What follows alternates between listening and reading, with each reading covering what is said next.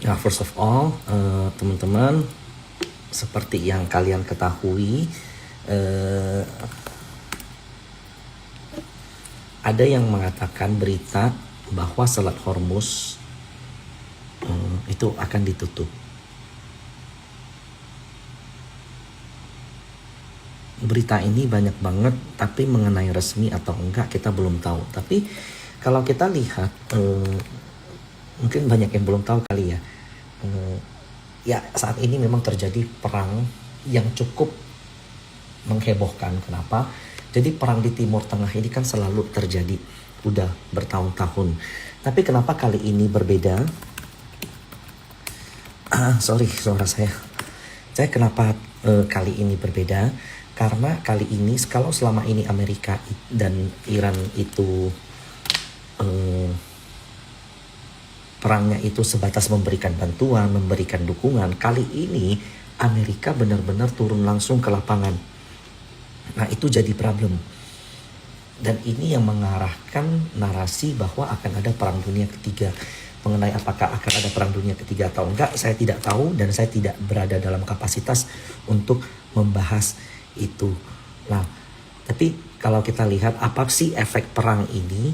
Yang pertama adalah kita tahu salah satu petinggi terbesar yang paling dihormati di Iran itu meninggal dunia, dan ini akan memicu banyak sekali konflik yang terjadi. Kalau kemarin kita koreksi karena MSCI, kali ini tuh satu dunia koreksi. Jepang itu minus 3% hari ini. Italia, Europe kemarin itu minus 2%. Ini Jerman barusan open minus 2%. Ini Jepang masih open ya, sorry. US 30 minus 1%.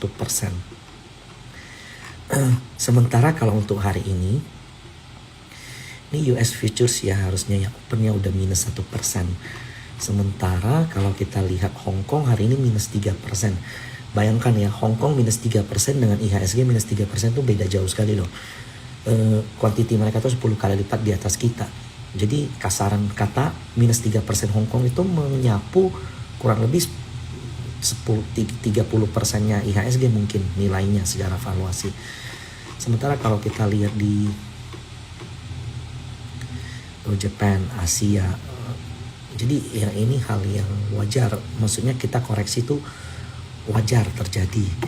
Nah, sementara kalau kita lihat komoditi yang paling kena, oil naik 8% barusan karena ada berita Selat Hormuz bakal ditutup.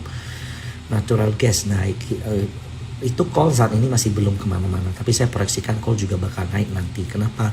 Karena kalau harga minyak naik terlalu tinggi, subsidi dari oil yang murah itu adalah coal. Jadi memang sepertinya tahun ini tuh commodity play, commodity boom.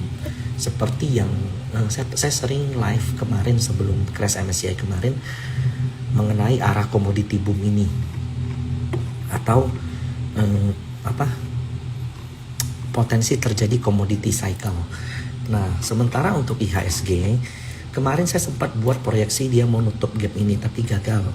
Ternyata nggak kuat, dia hanya mendekati lah, bahkan kena aja enggak. Kemudian udah ada yang namanya head and shoulders. Nah, saya memproyeksikan IHSG setelah rising wedge ini itu punya target penurunan IHSG hingga ke 7.730. Nah, jadi untuk teman-teman yang punya ini boleh diperhatikan IHSG ketika menyentuh 7730.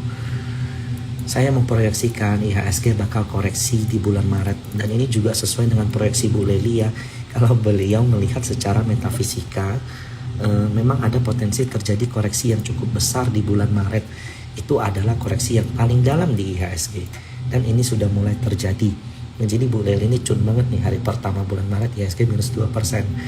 Kemarin kalau teman-teman lihat ya, Januari, Februari, Maret itu yang paling dalam tuh. Nah, saya mau proyeksikan ya, koreksi IHSG paling dalam di sini.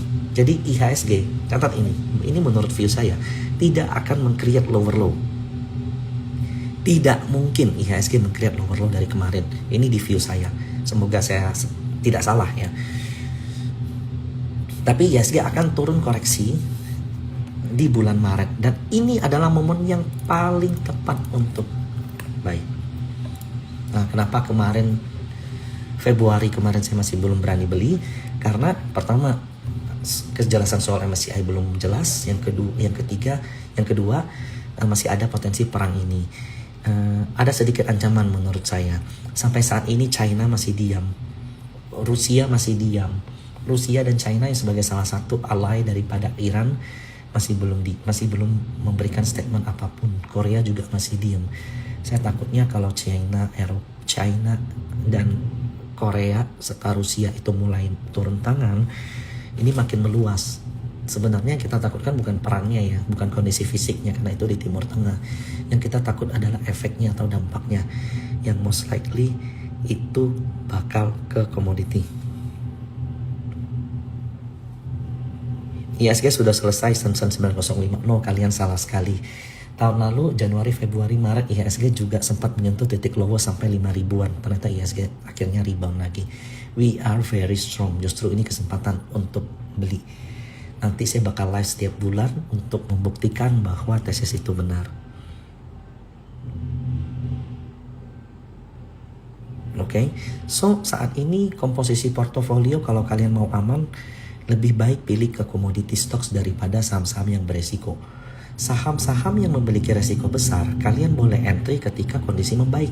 Ketika kondisi lagi jelek begini, drawdown dia yang paling gede. Jadi ini saatnya kalian pilih alpha di saham-saham komoditi. Sahamnya apa aja, nanti akan coba saya bahas. Oke. Nah, so IHSG ada potensi untuk ke 7.730.